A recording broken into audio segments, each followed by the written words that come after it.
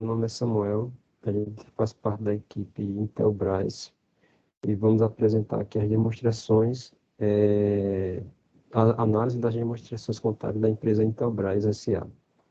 Bom, a empresa ela é uma empresa brasileira, fundada em 1976, no estado de Santa Catarina. Ela fabrica produtos de segurança, comunicação, redes e energias, energia solar também, e atua no gerenciamento das imagens, né? Condomínio, fabricação, produtos de segurança, entre outros. Algumas informações são importantes mencionar sobre a empresa.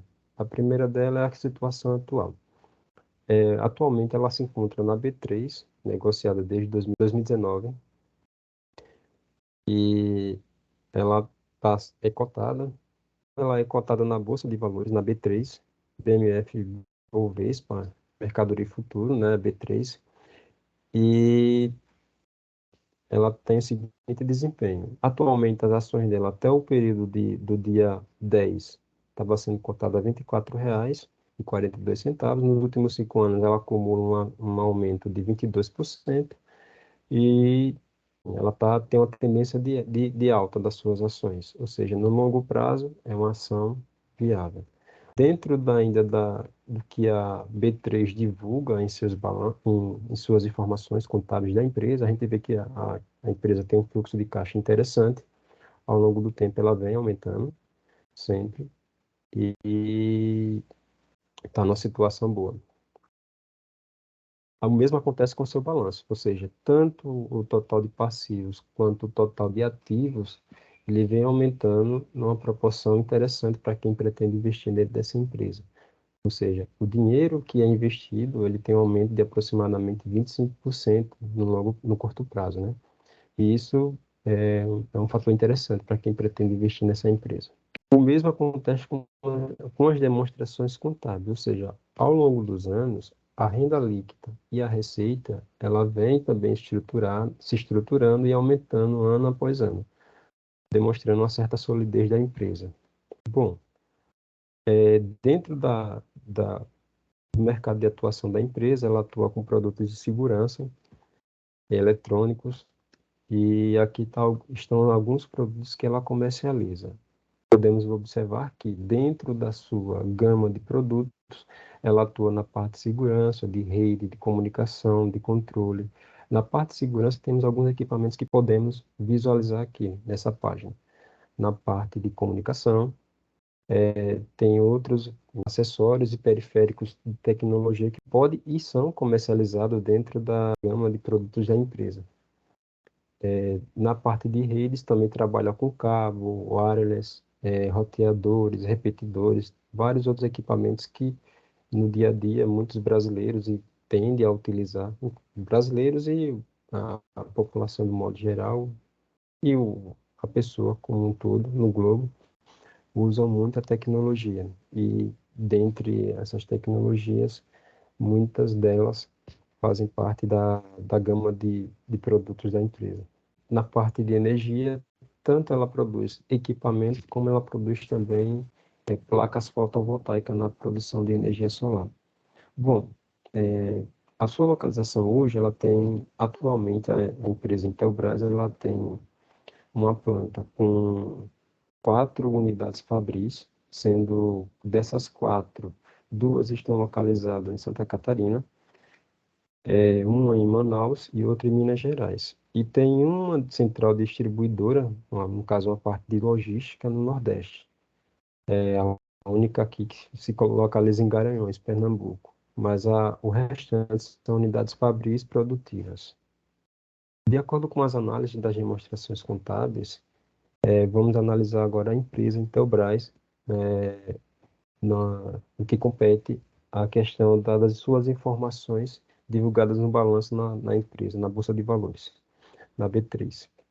A nossa equipe é a Verify Auditoria e Contabilidade, e nós estamos em uma equipe com 5 pessoas, sendo Matheus, Hugo Alexandre, Pedro Henrique, Vinícius Almeidas e eu, Samuel. A nossa análise ela vai se ater de 2019 até 2021, ok? Meu companheiro vai dar prosseguimento na análise dos indicadores. Isso. Boa noite, professora. Vamos falar agora sobre os indicadores de liquidez. Os indicadores de liquidez, eles basicamente nos mostram a capacidade da empresa com seus ativos, sendo cada índice com sua particularidade, de quitar os seus passivos, suas obrigações. E aí a gente vai analisar agora os índices de liquidez geral, corrente, seca e imediata. Dentre esses índices, quanto maior for a sua análise, né, o maior for o seu resultado, melhor vai ser para a empresa. Bom, a gente tem aqui alguns índices e eu vou falar sobre um pouco de cada um deles. Falando sobre o índice de liquidez geral, ele basicamente mostra a capacidade da empresa de quitar as suas dívidas de curto e longo prazo, utilizando todo o seu ativo, tanto o circulante, que é o de curto prazo, como o de longo prazo. Fazendo a análise da Intelbras, ela nos trouxe os índices de, em 2019, 144,30%. Em 2020, teve uma queda para 142,84%. E em 2021, um aumento para 183,19.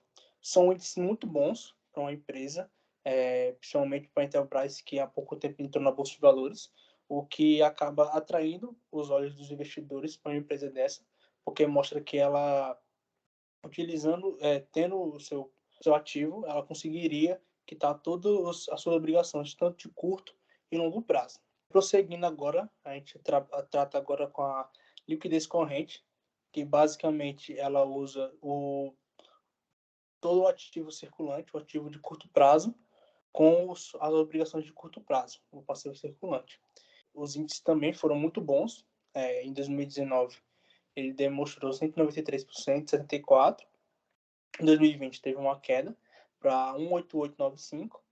Em 2021, subiu para 233,06, que demonstra que isso também é muito bom. Mostra que se a empresa for utilizar todos os seus ativos de curto prazo para quitar as pendências de curto prazo, ela faria isso com muita folga. E isso é muito positivo também para a empresa. Partindo para a liquidez seca, que basicamente é a capacidade da empresa de quitar as dívidas de curto prazo sem o seu estoque, tirando o seu estoque. A gente teve os seguintes dados, né? Que foi em 2019 de 124,02, em 2020 subiu para 133,89 e em 2021 caiu para 130,90. São índices bons também, tá acima do que é necessário para a empresa que está, ela conseguiria fazer isso com folga também. Isso mostra um pouco para a gente que a empresa ela tem uma certa dependência dos seus estoques para quitar as dívidas dela de curto prazo, mas que ainda assim ela conseguiria fazer isso com folga. E para terminar, a gente faz a análise da liquidez imediata, que ela basicamente usa todo o disponível que a empresa tem e bota em contrapartida todas as dívidas de curto prazo. E aí a gente teve os seguintes dados, né? De 64,41 em 2019, 69,63 e 74,20, que nos mostra que a Intelbras não teria condições de quitar as dívidas de curto prazo se ela fosse utilizar apenas os disponíveis, tanto caixa como bancos e disponíveis. São índices um pouco abaixo do que seria necessário, mas analisando junto com os outros índices, demonstra que a empresa ainda assim é muito boa, tem uma condição financeira de capital muito bom, ainda que nessa situação, nesse cenário da liquidez imediata, ela possivelmente teria uma certa dificuldade para passar por essa situação. Mas, analisando junto com outros índices, a empresa passa por um cenário muito bom nesse sentido. Agora a gente vai fazer a análise dos indicadores de endividamento. A gente tanto vai falar um pouco sobre a participação do capital de terceiros como a composição de endividamento. Nesse caso, quanto menor, melhor. No caso da Intelbras, a gente tem aqui alguns índices da participação do capital de terceiros, eles nos mostram o quão a empresa é necessitada, precisa e tem, né, no caso, em seu capital, a participação de terceiros, de outros capitais, no seu passivo, seja fornecedores ou empréstimos, que compõem o seu capital, né? E aí na Intelbras, em 2019, teve um índice de 54,72%. Em 2020, ele aumentou para 60,03%. E em 2021, ele caiu para 45,68%. Nesses três índices, nesses 3 anos, a gente vê que a Intelbras tem, vamos julgar que metade e um pouco mais da metade da participação do capital de terceiros em seu capital. Isso demonstra uma certa dependência e que os seus investimentos vêm muito dessa outra fonte, né, que é o capital de terceiros, etc.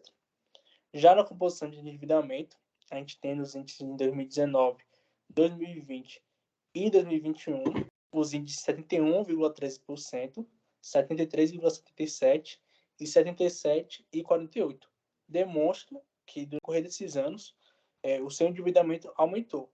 Isso demonstra que a participação também do capital de terceiros durante esses anos foi maior e que a empresa tem recorrido a empréstimos e bancos e fornecedores ainda mais para compor parte dos seus ativos e do seu patrimônio. A gente vai falar agora, partir para o outro indicador, que é o indicador de atividade. E a gente vai falar tanto sobre o prazo médio de recebimento de vendas, o prazo médio de pagamento de compras, o giro do estoque, o prazo médio de renovação de estoque e o posicionamento de atividade. Vamos começar sobre o prazo médio de recebimento de vendas. Nesse caso, quanto menor foi esse prazo, melhor para a empresa. Isso demonstra que em quantos dias a empresa consegue receber as suas vendas, né? O financeiro recebe o valor das vendas.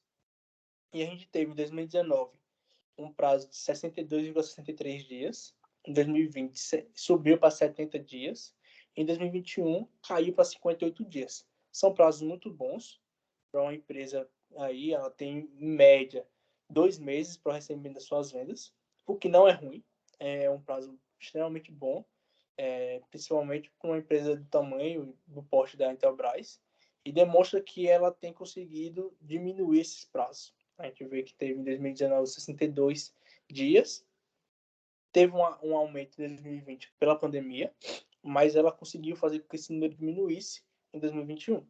Isso é muito positivo. Se ela manter esses dados, essa pegada, a tendência é que ela consiga pelo menos diminuir para uma média de 50 dias aí, o que vai ser ainda perfeita para a empresa. A gente fala agora sobre o prazo médio de pagamento de compras. E no caso desse prazo, ele é o inverso de vendas, quanto maior, melhor. E a gente tem em 2019 um prazo de 140 dias. Em 2020 ele aumentou para 154.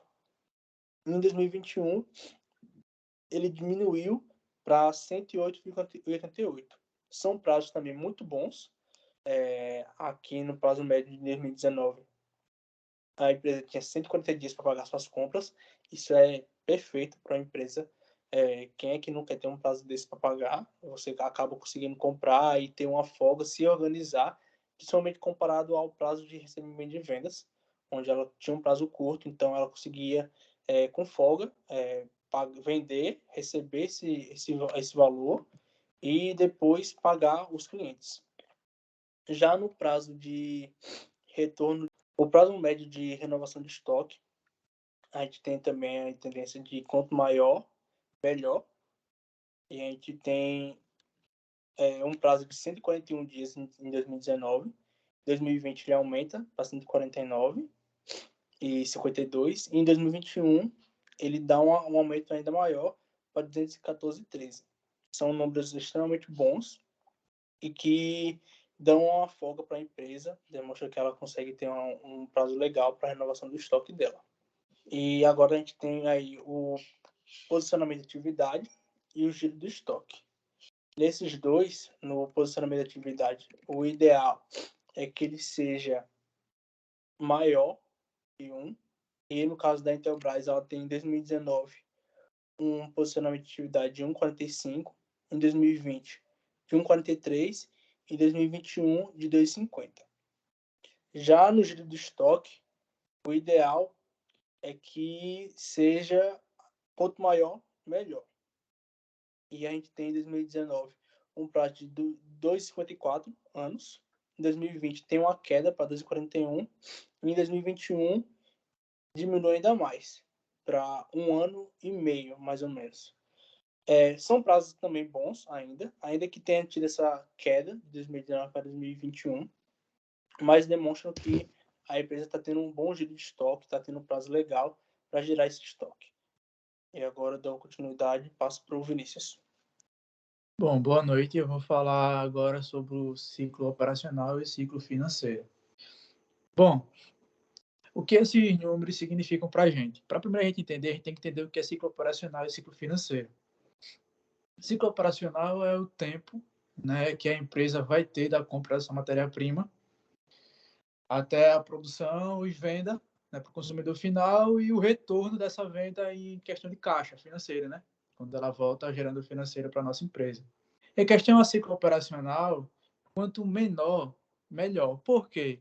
Porque quanto maior o meu ciclo operacional, significa que mais tempo eu estou demandando para comprar minha matéria-prima, para produzir, para vender e para gerar financeiro de novo e para que eu reinicie esse ciclo novamente. Então, quanto mais tempo eu mantenho essa minha mercadoria no meu estoque, mais custos eu vou ter para manter ela, mais recurso vai ser gasto para essa mercadoria e mais prejudicial vai ser para a minha empresa, parâmetros financeiros. E a gente analisa esses índices aí, que só foi aumentando. De 2019, ele estava quase 200,4,5 dias, para depois um acréscimo para o último ano analisado, de 172 dias.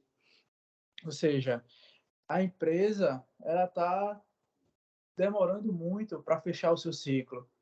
Mas por quê? Porque se a gente observar os índices analisados pelo Matheus, ela tem um bom prazo de recebimento, né? Ela recebe relativamente muito bem em comparação ao seu prazo de pagamento de compras.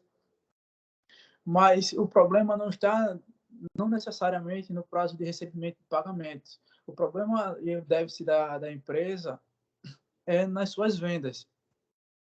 Porque ao observar as demonstrações contábeis que foram disponibilizadas no trabalho escrito, dá para ver que ela teve um estouro muito alto na conta fornecedores.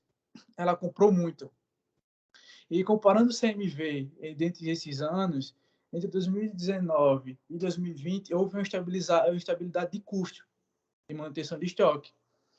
E de 2019 para 2020 para 2021 já aumentou esse meu CMV, aumentando o meu custo de estoque, aumentando assim também o meu custo de produção.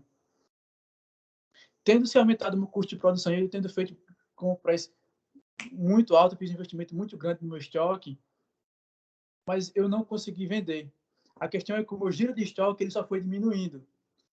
E a regra é, quanto maior o meu giro de estoque, melhor para mim, porque significa que eu estou vendendo mais, estou tendo a necessidade de renovar mais ainda o meu estoque. E ela foi diminuindo de 2,54 em 2019, 2,41 em 2020 para 1,68 em 2021. E meu prazo de renovação de estoque ele também só foi aumentando. Quanto menor, melhor. A partir de 141,67 dias em 2019 para 149 em 2020 e para 214 em 2021. Dá para ver que ela está com essa dificuldade em comercializar essa mercadoria. Ela não está tendo o retorno que ela esperava desse investimento. Ou seja, percebe que os giros são bons, né? Ela tem um bom prazo de recebimento, mas o problema é que ela não está girando o estoque, né? As saídas dela estão sendo não suficientes para o investimento. E sobre o ciclo financeiro, ao analisarmos o ciclo financeiro da Intelbras, foi apresentado um comportamento de crescimento, né? Ela saiu de 63 dias em 2019 para 66 dias em 2020 e aumentou o dobro para 163 dias em 2021, que é negativo. Por quê? Porque quanto menor o meu ciclo financeiro, melhor a saúde do meu negócio. Porque assim eu vou ter mais tempo para pagar minha matéria-prima e os meus recebimentos vão ser mais rápidos, vão ser menores do que os prazos de pagamento, o que faz com que eu, gestor da minha empresa, consiga ter mais flexibilidade para me projetar, para fazer novas compras, fazer novos investimentos nela e fazer mais melhorias. Ou seja, os prazos são bons, ela tem bons índices, como já foi apresentado. É uma empresa de bastante potencial, como já foi visto. Entretanto, o problema é que ela não está conseguindo vender o quanto ela estimava. Talvez esse posicionamento na compra de mercadorias desse ao fato de que ela é uma empresa que entrou recentemente, né, da B3, ela entrou em 2021. Talvez ela tenha feito esse investimento assim tão alto em questão de estoque de mercadoria, achando que ao entrar na Bolsa de Valores, ela poderia aumentar o seu ganho de capital, né, por aumentar seu prestígio, o renome da empresa.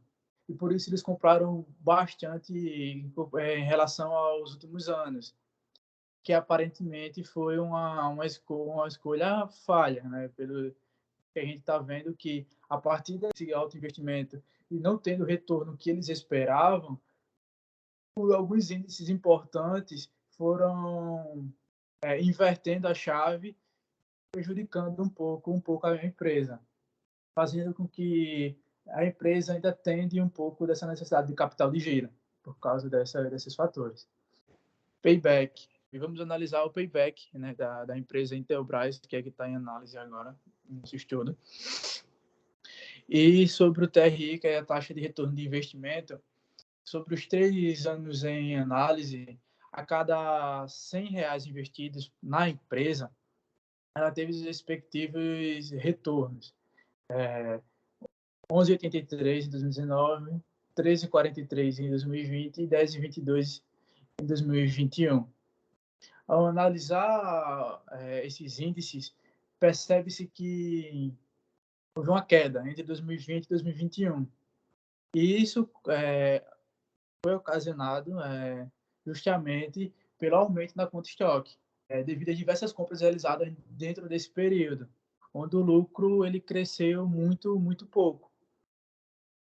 Então, como eles fizeram um grande investimento, aumentando a conta de estoque, aumentando fornecedores a pagar, aumentando o seu passivo, durante esse período as vendas não foram como planejado, o lucro cresceu muito pouco, comparado aos anos anteriores, diminuindo assim a taxa de retorno de investimento. Já se a gente olhar os anos de 2019 e 2020, houve um aumento nessa taxa. Por quê? Porque 2019 para 2020 teve um aumento de vendas, houve um aumento significativo de vendas e houve uma estabilidade de custo. Então, quando eu consigo aumentar minhas vendas, minhas saídas, e eu consigo equilibrar o meu custo, o meu CMV ele não foi tão afetado, ele pouco se alterou nesse período de 2019 para 2020, eu consegui obter um lucro superior, aumentando então a minha taxa de retorno de investimento de 2019 em comparação a 2020 e depois caindo em 2021, já que eles não conseguiram manter essa frequência de vendas. E referente à taxa de retorno sobre o nosso PL, sobre o nosso patrimônio líquido, já na visão empresário, né, sócios, de acordo com os resultados analisados, a cada R$100 de capital investido pela empresa, ela obteve os respectivos retornos de 26,13 em 2019, teve um salto bastante significativo em 2020 para aproximadamente R$33 a cada 100 aplicado e caindo bruscamente para 18,90 em 2021. O aumento de 2019 e 2020 foi ocasionado por uma crescente bastante significativa no patrimônio líquido, mais precisamente na conta de reserva de lucros. Já no ano de 2020 e 2021, as vendas cresceram, né? Cresceram, mas com valores irrisórios comparados aos anos anteriores. Eu já falei algumas vezes e ressalto mais uma vez, foi altos investimentos e o giro do estoque não está sendo como esperado, né? Ele veio diminuindo, como já foi mostrado nos índices anteriores. Agora, a questão do payback empresa. Agora, a gente já analisando a questão do payback empresa, né? Que é em quanto tempo, na visão empresa, na visão empresário, gestor, cada um vai ter os seus respectivos retornos dos seus valores aplicados.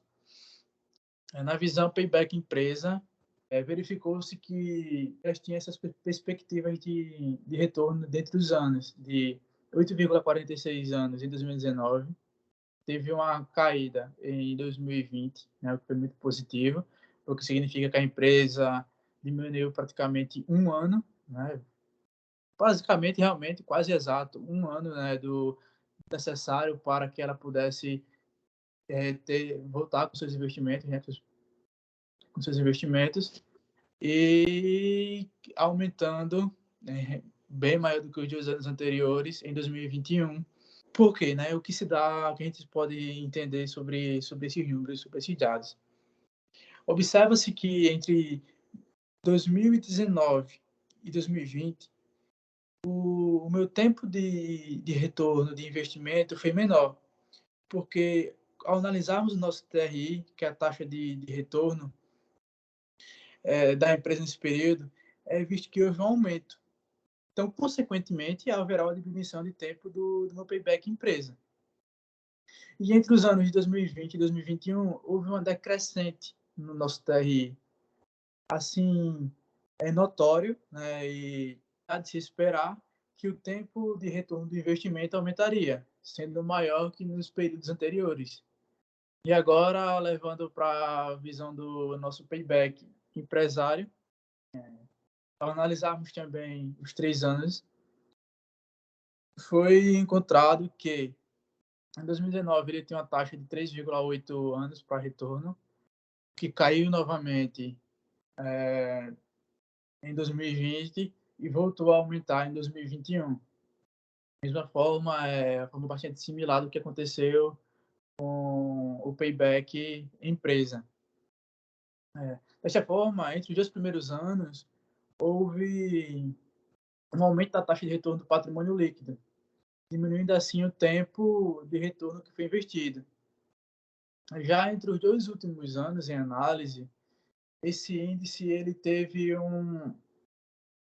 uma queda, ou seja, o tempo de retorno já foi maior, né? Porque o nosso TRPL apresentou oscilações. Então, eu vou passar para o nosso próximo membro falar sobre análise de Kant.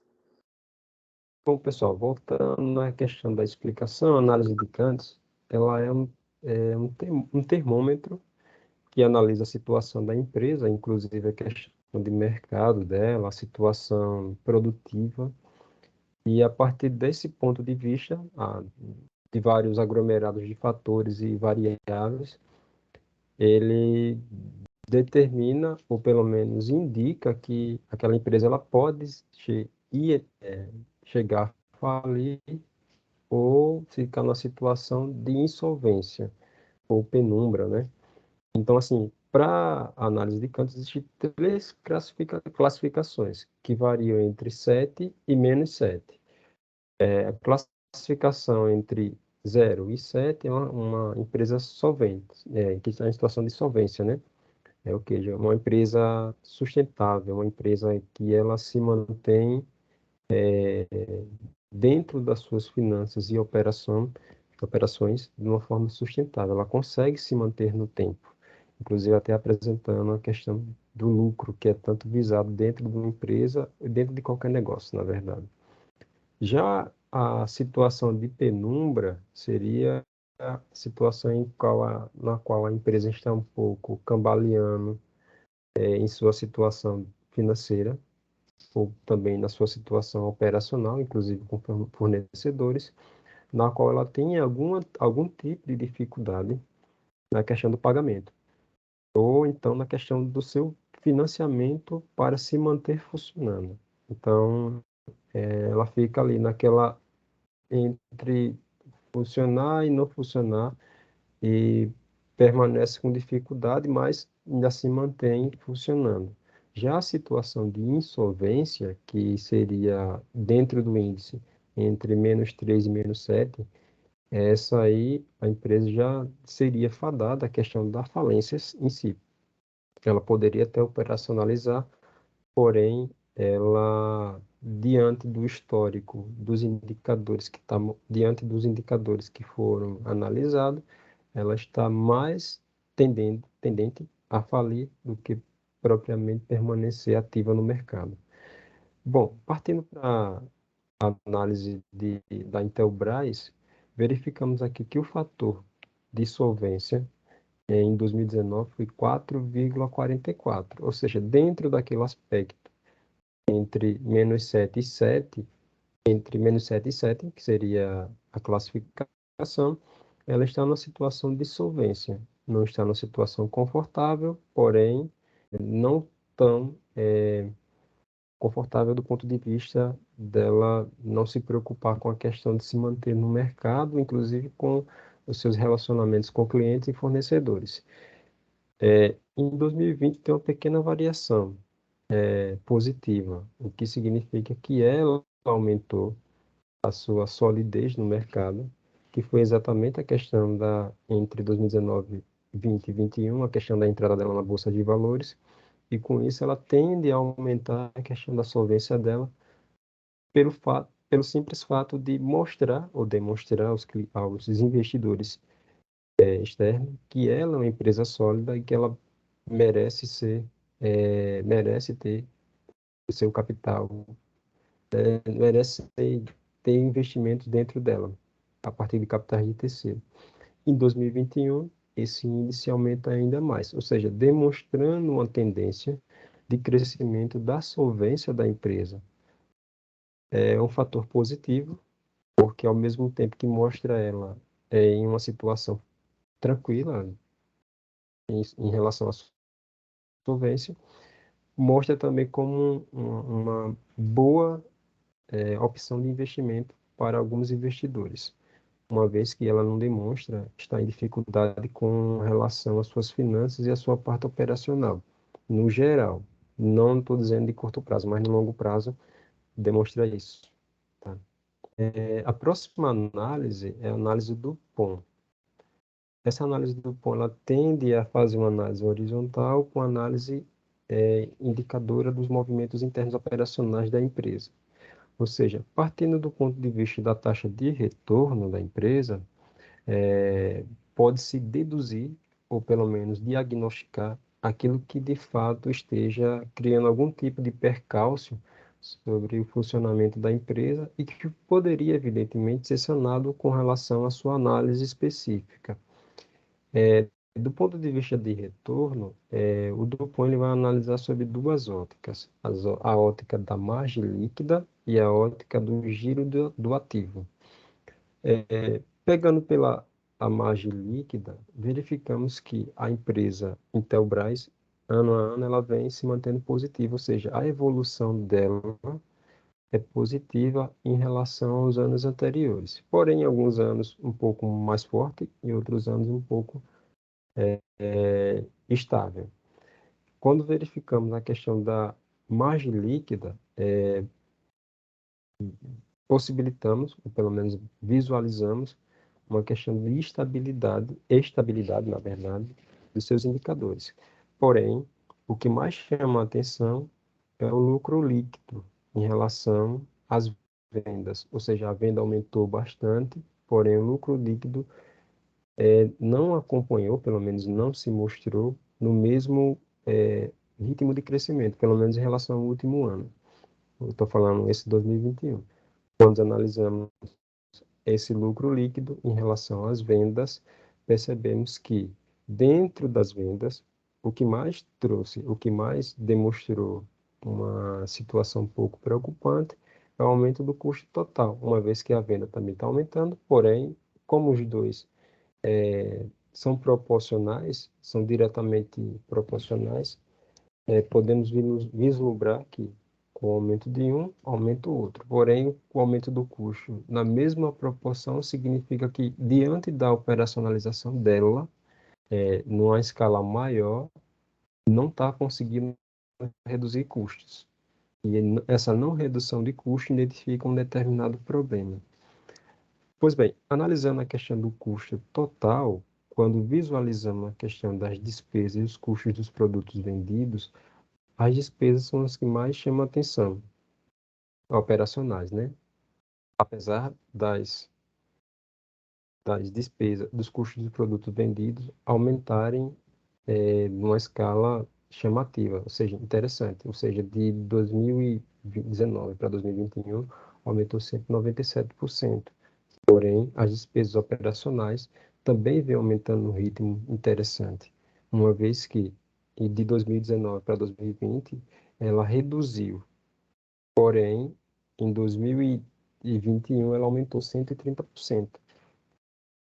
É um pouco preocupante, porém, é esperado que esse aumento ocorra diante do aumento do volume de vendas da empresa. Quando analisamos as despesas operacionais, verificamos que o que mais chama a atenção é a despesa administrativa, relativamente, né, o aumento proporcional. Então, assim, a despesa administrativa no último ano representa 170% em relação ao primeiro ano analisado, 2019. Já a despesa de venda, em relação ao primeiro ano analisado e em relação ao último ano de análise, que 2021, aumentou 151%. As despesas financeiras, 143%, em relação ao primeiro ano de análise. Essas despesas financeiras ela tem uma origem, que é justamente a questão da entrada na bolsa de valores. Já a parte de giro, podemos observar que dentro do ativo circulante e do ativo não circulante, se destacam algumas outras informações. Por exemplo, no ativo circulante, o disponível aumentou 134% em relação ao primeiro ano de análise, o que significa que ela está transformando muitos recursos em dinheiro. E esse disponível está girando, apesar de que está demonstrando um giro rápido, mas ela está girando numa proporção interessante para a empresa, está criando-se valor, numa velocidade interessante. As duplicatas a receber também cresceram mais do que proporcionalmente em relação ao primeiro ano de análise, ou seja, está vendendo um pouco mais a prazo. E isso, claro, de acordo com a explicação do Matheus, naqueles slides anteriores, evidencia um determinado aumento dos recebíveis e proporciona uma menor fluidez entre os recebíveis e o que ela tem que pagar aos fornecedores. Já no estoque, esse estoque também ele vai aumentando, porém, o que mais chama a atenção são os disponíveis. Já no ativo não circulante, o que mais chama a atenção são os investimentos realizados pela empresa. Ou seja, esses investimentos provavelmente de acordo com as notas explicativas, são justamente a entrada dela na Bolsa de Valores e a estruturação da empresa. Essa estruturação faz com que a empresa aumente 209% em relação ao primeiro ano, certo? E isso é um fator, um fator chamativo para essa análise desse ponto. Então, assim, a análise do ponto demonstra alguns fatores que podem ter sido a causa tanto da questão do aumento dos investimentos, do aumento da questão da comercialização dos produtos da empresa, mas também demonstra a questão dos custos e o que essas operações estão causando dentro da empresa e dentro das finanças da empresa. Mas a gente vai passar agora para a análise da necessidade de capital de giro e a tesouraria, com o nosso amigo. É o Pedro, desculpa, boa noite, Pedro. professora. Vou falar um pouquinho sobre a necessidade do capital de giro, o capital de giro e a tesouraria da empresa. Bom, para a gente encontrar esses índices, a gente utilizou o método do Fleury-Edge, que ele consiste em reclassificar as contas do ativo circulante e do passivo circulante em contas cíclicas, que são as contas operacionais, e as contas erráticas, que são as contas financeiras. Ao reclassificar, a gente obteve esse mini balanço aí, e essas são todas as contas operacionais da empresa, né? Dá para ver que ao longo dos anos todas elas cresceram, e principalmente a de estoque, né, que, como o Vinícius falou, e o Matheus, eles adquiriram muito estoque. E a mesma coisa vai ser no passivo. Todas elas aumentaram, menos os salários, né? Salários e encargos que em 2020 e em 2021 se mantiveram ali. Pronto, para a gente achar a necessidade de capital de giro, a gente pega o ativo operacional e subtrai do passivo operacional.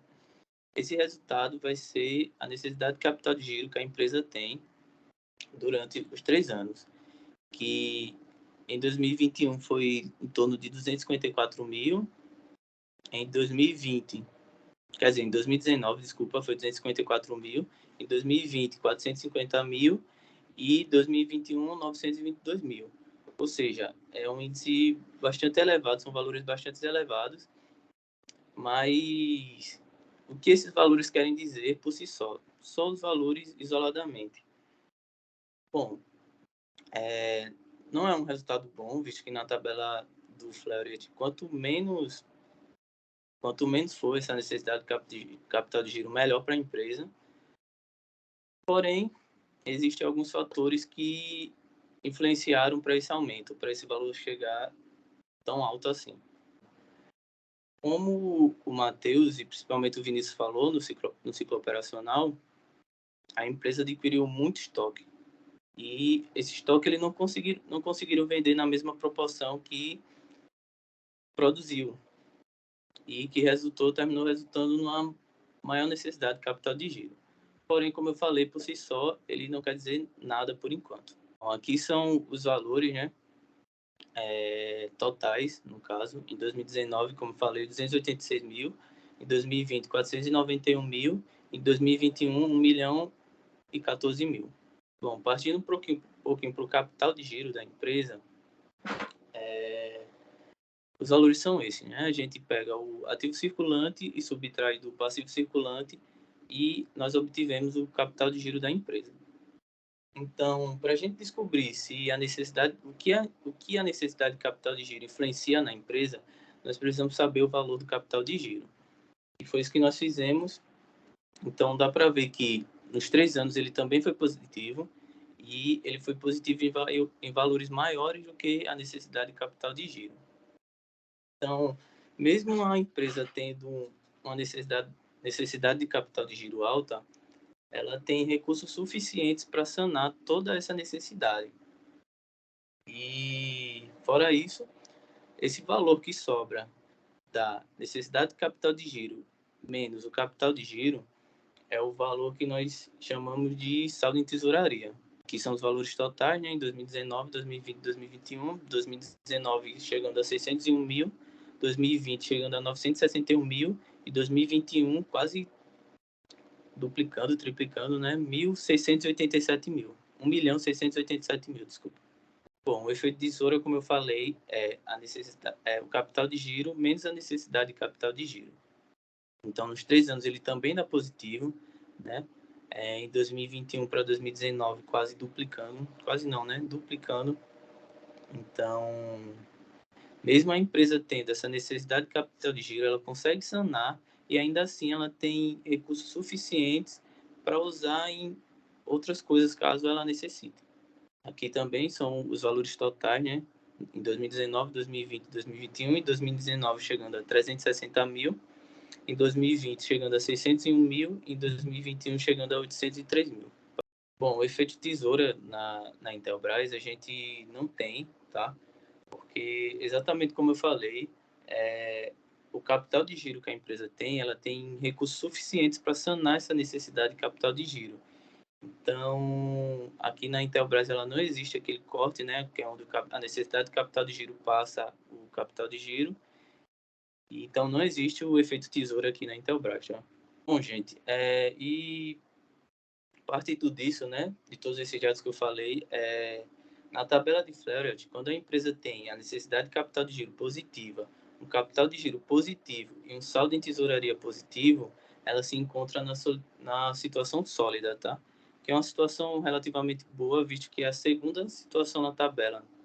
Bom, pessoal, agora vamos entrar na questão do custo médio ponderado do capital. O que seria isso, WACC?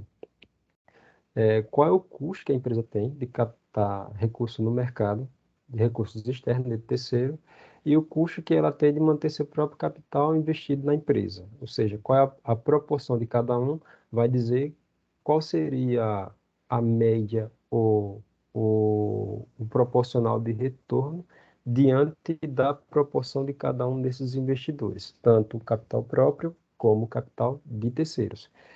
Na média, a empresa Intelbras ela apresenta em torno de 57% capitais de terceiro, que é um valor considerável frente ao seu o capital próprio, né? Mas diante do retorno que esse capital e o capital dela proporciona em relação aos investimentos que são realizados, é interessante a taxa de retorno, sendo que em 2019 essa taxa de retorno ficou em torno de 9,16%, ou seja, diante dos investimentos no qual ela poderia se financiar com capitais de terceiro, somente capitais de terceiro, e o retorno poderia ser bem menor e o custo seria maior, ela captando o capital dela e capital de terceiro, teve um retorno de 9,16%. Em 2020, ela diminuiu um pouquinho mais, ou seja, essa, essa diminuição vai de encontro à questão da remuneração que ela tem que passar aos acionistas também. E também a questão da credibilidade dela em relação ao mercado também, o valor de mercado, porque são fatores que levam em consideração também ao custo médio e ao valor médio da empresa no mercado. Em 2021, essa taxa WACC também aumentou, esse índice. Podemos visualizar essa informação no gráfico, ou seja, ela se mantém dentro daquele patamar, porém com a tendência um pouquinho de alta nesses 3 anos analisados. Bom, agora vamos para o valor econômico adicionado. Esse valor econômico adicionado diz muito sobre a questão do quanto de valor a empresa está criando em relação aos seus produtos e às suas operações.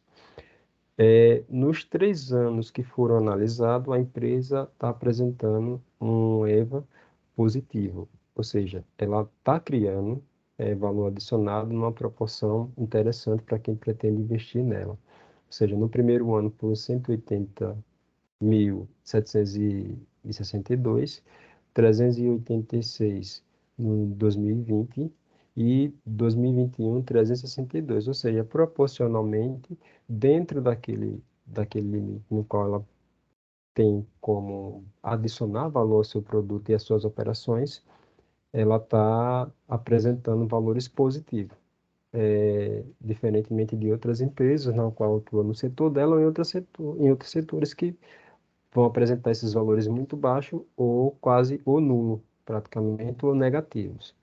Então, esse valor adicionado que ela proporciona é interessante. Bom, vamos para o EBITDA. O EBITDA é o lucro antes dos juros, imposto, depreciação e amortização que a empresa, evidentemente, faz no seu demonstrativo demonstrativo financeiro, né?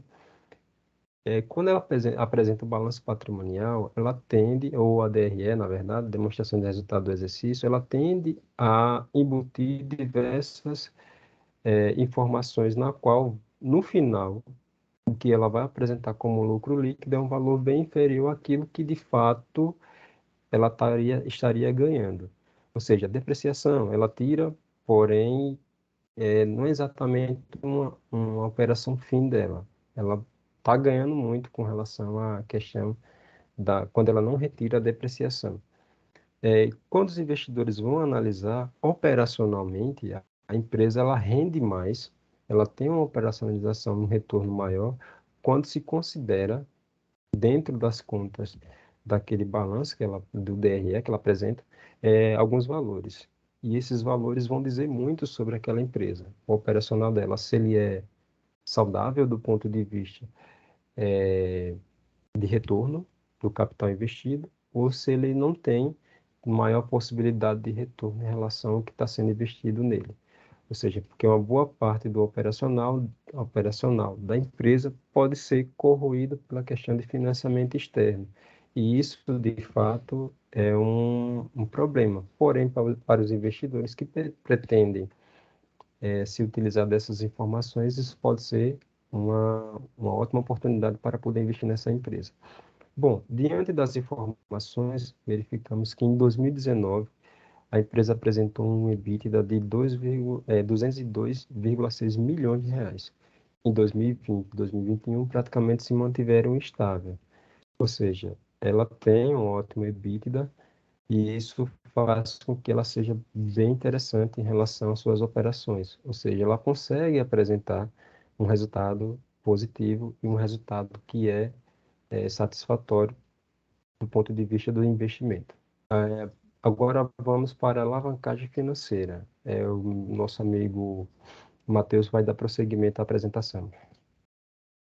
Bom, falando um pouquinho sobre a alavancagem financeira, ela diz respeito ao resultado do uso dos ativos e fundos a custo fixo, né, para multiplicar os retornos de uma empresa.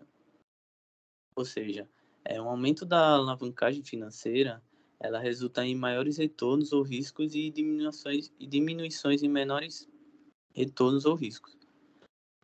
Para isso, nós utilizamos o grau de alavancagem financeira, que é um comparativo da rentabilidade dos ativos com a utilização dos capitais de terceiros. Bom, fazendo isso, a gente obteve em 2019, 2020 e 2021 os seguintes índices: 2,20 em 2019, 2,59 em 2020 e 1,79 em 2021. Esses números eles são considerados altos e, como falado no começo, ele também pode significar um risco financeiro para a Intelbras. Porém, comparado com outros índices, ele significa uma boa taxa de retorno, fazendo com que a empresa seja bem avaliada no mercado. Com isso, chegamos às considerações finais, que conclui todo o trabalho e faz o apanhado geral do que foi apresentado. Nas considerações finais, observamos que a empresa ela entrou recentemente no mercado de ações, a Bolsa de Valores, né, a B3, e isso fez com que ela tivesse um maior investimento dentro da sua parte operacional, dos seus imobilizados, e tivesse um custo maior, inclusive na questão da aquisição de estoques.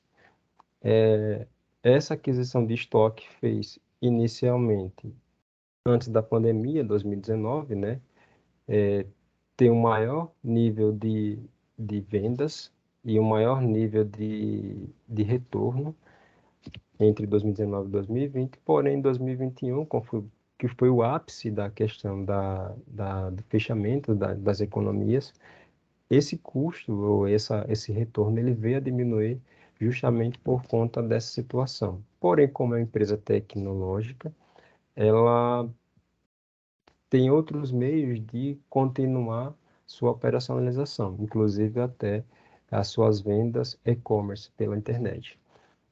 E isso faz com que ela se mantenha com a leve oscilação negativa, porém ainda se mantém positiva em relação ao ano 2019. E isso faz com que, diante da situação econômica, ela se mostre uma empresa que realmente demonstra ter resultados. Esses resultados são positivos, apesar de, no decorrer da apresentação, a gente verificar que tem algum tipo de risco, e nem todas as empresas estão fora desses riscos, mas diante dos indicadores que foram apresentados, inclusive a questão de solidez e da criação de valor agregado, ela demonstra muita sustentabilidade, demonstra muito ser uma empresa sustentável no tempo, ou seja, ela apresenta uma sustentabilidade na qual ela poderá ou deverá permanecer por muitos anos operacionalizando dentro da, da economia e dentro do seu nicho de mercado, e é uma situação que revela um ótimo investimento. Porém, a depender do ponto de vista, assim como visualizamos no início, as suas ações, ela, no longo prazo, ela tende a ter um crescimento maior. Não à toa, de 2000, uns 5 anos atrás, uns 3 anos atrás, até o momento atual, ela cresceu em torno de 24%. Ou seja, no longo prazo, é é um investimento interessante. No curto prazo, ela pode dar retorno, mas o retorno pode não ser o quão é esperado para os investidores. Porém, ainda é uma opção positiva. E é isso. Com isso, finalizamos a apresentação. Agradecemos a todos por acompanhar. E aqui estão as referências bibliográficas que foram utilizadas para embasar esse estudo. Obrigado a todos, e a nossa equipe agradece também a compreensão de todos.